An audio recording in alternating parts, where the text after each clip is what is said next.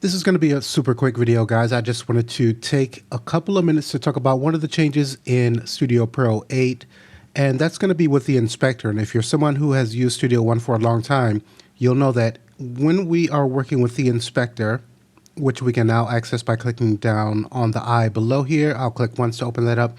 It's always been a little bit funky or fiddly working with the three different sections here. So up at the very top, we have some track controls and parameters that are going to be visible.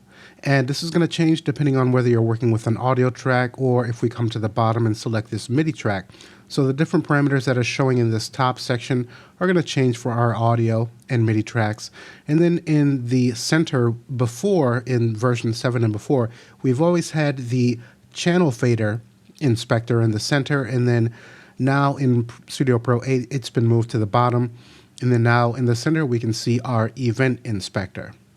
But depending on what you're doing, you kind of have to hover on these different borders, and then we get the double arrows and we can pull these up and down to view more information, because we can see everything is hidden, and I have a scroll bar so that we can scroll vertically.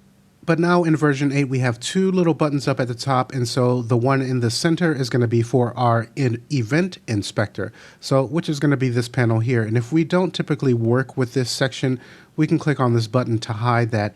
And then now let's come to this border here, the double arrows. I'll pull this up. So now we have a really clear view of just two sections here, our track parameters or track inspector, and then at the bottom we have our channel fader inspector. So this is definitely much cleaner to work with. Let's come up to our audio track. We can see this is also a lot cleaner. Now the second button here is going to turn off our channel fader inspector, so I'll go ahead and deselect that.